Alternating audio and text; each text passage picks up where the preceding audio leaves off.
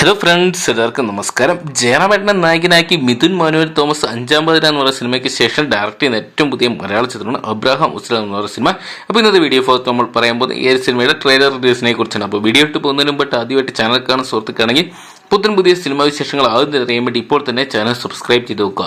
അഞ്ചാം പാതിര എന്ന ക്രൈം ത്രില്ലറിന് ശേഷം മിഥുൻ മാനുവൽ തോമസ് അണിയിച്ചിരിക്കുന്ന ഏറ്റവും പുതിയ മലയാള ചിത്രമാണ് അബ്രഹാം ഉസ്ലാം എന്ന് പറയുന്ന സിനിമ. 2024 ജനുവരി 11 ചിത്രം തിയേറ്ററിൽ പോകുന്ന ചിത്രത്തിന്റെ അണിയറ പ്രവർത്തനം നേരത്തെ അറിയിച്ചിട്ടുണ്ടായിരുന്നു. എന്തെങ്കിലും ഒരുപാട് ദുരൂഹതകളും സസ്പെൻസും നിറഞ്ഞ ഒരു മെഡിക്കൽ ത്രില്ലർ ജേണറിലുള്ള ചിത്രമായിരിക്കും അബ്രഹാം ഉസ്ലാം എന്നാണ് ചിത്രത്തിനെ കുറിച്ച് ഡയറക്ടറായ മിഥുൻ മാനുവൽ തോമസ് അറിയിച്ചിരിക്കുന്നത്. എന്തെങ്കിലും ചിത്രത്തിന്റെ ട്രെയിലർ റിലീസിന് വേണ്ടിയാണ് പ്രേക്ഷകർ ഏറെ പ്രതീക്ഷയോടെ കാത്തിരിക്കുന്നത്. ഇപ്പോൾ ഇത് അറിയാൻ സാധിച്ചിരിക്കുകയാണ്.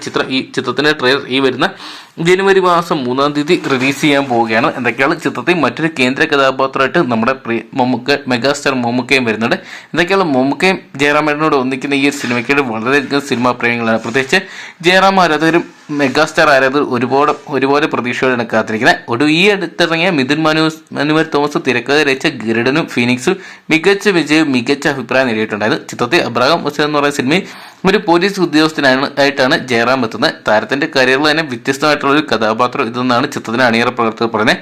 ഏറെ ദുരൂഹതകൾ നിറഞ്ഞ ഒരു മരണത്തിന്റെ അന്വേഷണമാണ് ചിത്രം കഥ പറയുന്നത്. ചിത്രത്തിൽ അർജുൻ അശോകൻ, സൈജു കുറുപ്പ്, ജഗദീഷ്, ദിലീഷ് പോത്തൻ, അൻശ്വര രാജൻ, ദർശന നായർ, സെന്തിൽ കൃഷ്ണ, അർജുൻ നന്ദകുമാർ, അസീം ജമാൽ, ആര്യ സലീം തുടങ്ങിയവരും കേന്ദ്ര കഥാപാത്രങ്ങളായിട്ട് വരുന്നുണ്ട്.